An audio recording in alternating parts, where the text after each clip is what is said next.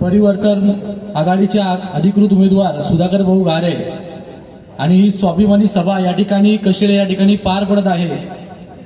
या विचार मंचावर उपस्थित असलेले सर्वच पक्षाचे कार्यकर्त्यांना माझा स्वाभिमानी क्रांतिकारी जय भीम आणि जय शिवराय करतो। आज खऱ्या अर्थानं ही सभा आयोजित केलेली आहे। ही सभा बघताच आम्हाला लक्षामध्ये येतं की ही सभा आपल्या विजयाची सभा आहे आणि येणाऱ्या 23 तारखेची सभा ह्याच्या पलीकडे भयंकर असणार आहे। आता विरोधकांना ही सभा बघून त्यांच्या पायाखालची जमीन ही हादरलेली आहे। भाऊंनी सांगितलेले प्रत्येकाला 2-2 मिनिटं मिळाली पाहिजेत, पण मी परंतु जास्त बोलणार नाही। या ठिकाणी या मतदारसंघामध्ये ज्या प्रकारे दडपशाही चाललेली आहे, ज्या प्रकारे तरुणांना धमकावलं जातंय, मी पुरा करील, मी उरकून टाकेल, पण पत्रकारांच्या माध्यमातून सांगतोय की माझ्या मतदारसंघामध्ये एकाही मुलाला जर अशी धमकी आली, एकाला धमकी आली, त्याचा कार्यक्रमच करून टाकलाच। 2 दिवस आम्ही त्या पोलीस स्टेशनला काढले। नेरळचं पोलीस स्टेशन केस घ्यायला घाबरत होतं। बाई समोर आमदारची पार्टी आहे, बोला माझ्या हातामध्ये स्वाभिमान आणि भारतीय संविधान आहे, कुणाचा बाप पाडतो का बघतो मी, पण गुन्हा दाखल करून घे, बाकीचं बघतो मला काय करायचं। म्हणून घाबरून जायची काही गरज नाहीये, घाबरून जायची काहीच गरज नाहीये, कारण काय विरोधकांच्या पायाखालची माती आता सरकलेली आहे। खऱ्या अर्थानं जर कर्जत खालापूरमध्ये जो विकास पाहिजे, आमचे विरोधक आमचे सोयरे संबंध बोलले मध्ये का प्रत्येक बौद्धवाड्यामध्ये निधी दिलेला आहे, विकास दिलेला आहे। माझ्या हाताला हात धरून बघा आणि प्रत्येक बौद्धवाड्यामध्ये चला, किती कुठं निधी दिलाय मला पण दाखवू द्या। आज माझ्या गावामध्ये तांबसमध्ये करोडो सोडा 1 रुपयाचा निधी दिलेला आहे। एकाच रस्त्याचं 4-4 वेळेला उद्घाटन केलेलं आहे, भूमिपूजन केलेलं आहे।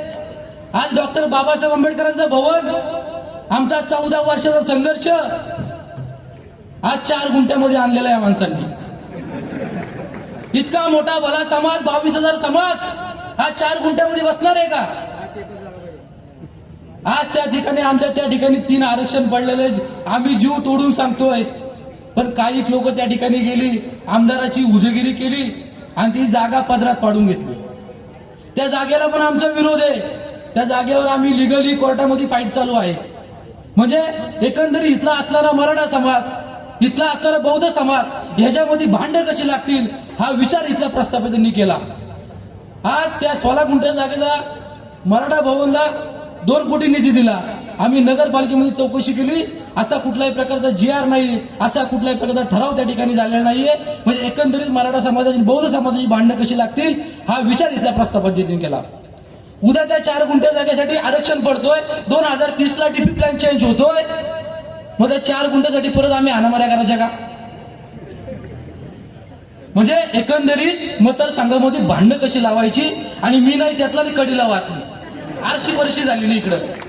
पण आमच्या इथला भीमसैनिक तरुण आज सुशिक्षित आहे, त्याला कळलेला आहे। आज तो सातबारे करतो, भावाची जमीन विकतो। ही 4 गुंठे जागा रस्त्यावर कोणी पण इथलं कार्यकर्ता गेला लगेच सांगेल किती गुंठे जागा आहे, आणि समाजाला सांगितलं 13 गुंठे जागा आहे। मग त्याचा बदला आम्ही या विधानसभेमध्ये 100% घेणार।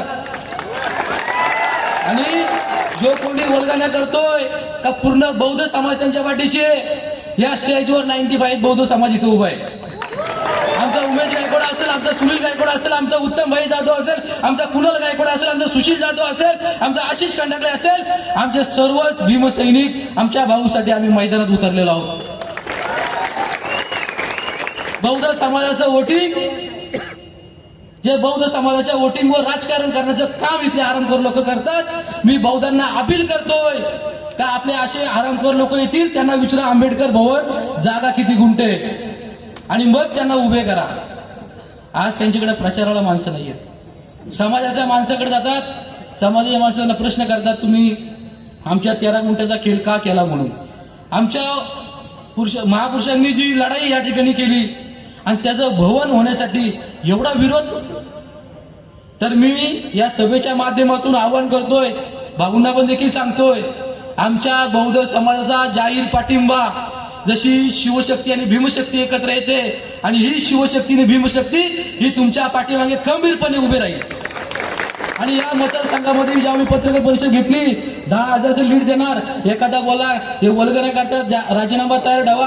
अरे 10,000 सोड, 22च्या 22,000 आमचा मतदार हा भाऊच्या मागे आम्ही उभा करू.